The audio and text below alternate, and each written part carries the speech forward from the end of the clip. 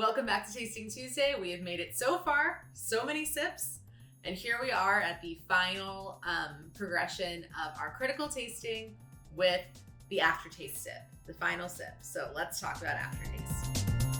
I picked a Scotch ale because I just got a couple and it's not a style I'm super familiar with. So I thought I could look at the aftertaste live.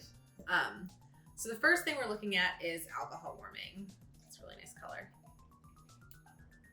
We're going to do a special technique that really helps us look at the alcohol warming, astringency, and final aftertaste of the beer. So the technique is just to take the beer into your mouth, hold it there for just a second, and then swallow and exhale with your mouth open, really pushing that air up the back of your throat. So here we go.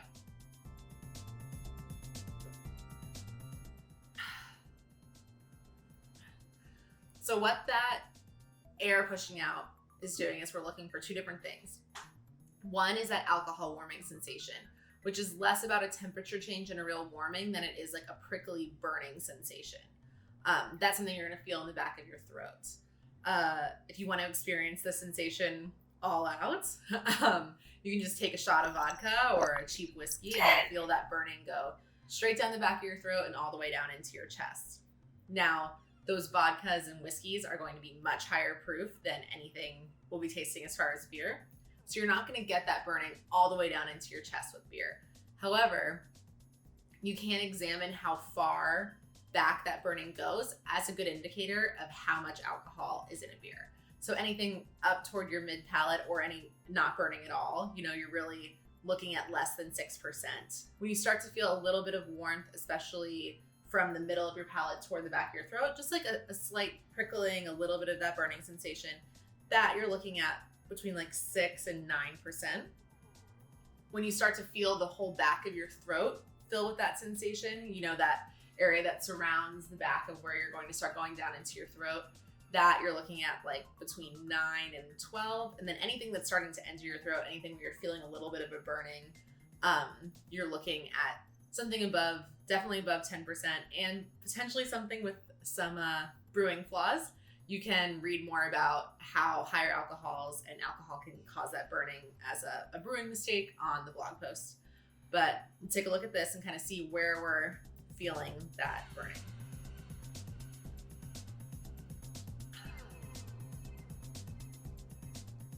Yeah, so I'm just starting to get it, especially at the top of my palate, right at that entryway of my throat. So I'm guessing this is like 9.5, maybe even 10. First I thought it said 11. That's just the fluid ounces. It is 8.5. So close. Definitely has a little alcohol in the nose too. So that's just about the balance of this beer.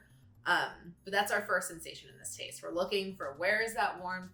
Where is it mapped out in our throat? The next sensation we're looking at is astringency, which can feel similar if you're not taking the time to really look at the difference. So astringency is like a drying sensation. It's almost as if the moisture is just sucked right out of your mouth. It can be uncomfortable. It can feel rough and dry, or it can just feel pleasant and like a nice clean finish to a beer. A good way to experience astringency, maybe you want to do this next to your shot of vodka, is to brew black tea very, very strong. Take a sip and you'll start to feel that almost immediate, like something sucked all the moisture out of your mouth. If you really want to feel astringency in a way that you won't forget, you can actually just put a tea bag right on your tongue, close your mouth. You'll immediately feel like a rough sensation in your mouth, like there's no moisture there, almost like sandpaper on the inside of your mouth. One thing that's a fun fact, I guess, about astringency is part of the reason the cinnamon challenge is impossible is because cinnamon is super astringent, as well as the way that it interacts with your body. But cinnamon challenge is not endorsed here. So you have the heat and burning sensation of alcohol, and then you have the drying and possibly rough sensation of astringency. Astringency can be a great part of a beer, or it can also indicate brewing flaws. All the technicalities are on the blog post, which is linked below. But for this, let's take a look at the astringency. I'm going to do that same kind of sip.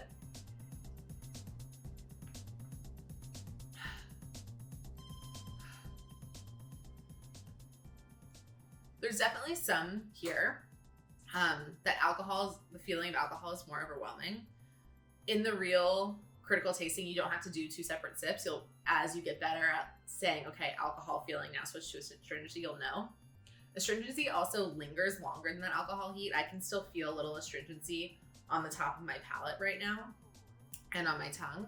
So I would say it's a medium astringent beer. It could be from that dark malt.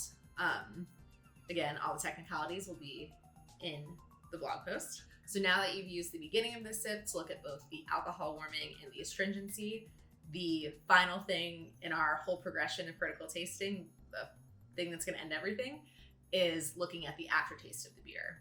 So that's a pretty broad category. It can be ending with those 2 things we just talked about. You might feel like the aftertaste is just lingering astringency. You might feel like the aftertaste is that alcohol warming, or it could be something totally different. It could be a mouth coating feeling from a big, thick, chewy beer. You feel like what's lingering in your mouth is just that feeling of having something a little bit heavier on your palate. It could be bitterness.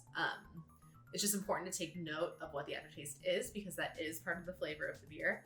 And it can really help when you're judging. Is the aftertaste pleasant? Is it lingering in a nice way? Is it lingering in an unpleasant way? Is it clean?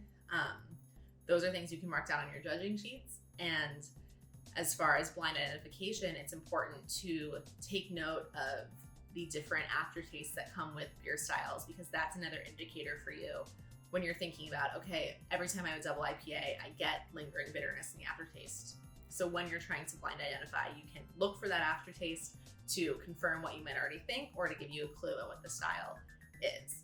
And so that's it. That's the final thing to consider in our whole progression. And now next week, we can look at the entire critical tasting progression in order and show you how it's not that arduous, not that hard to do all in order. We can actually get through it pretty quickly, and then you can start practicing that way. So I'll see you next week. These will be in the blog post. No!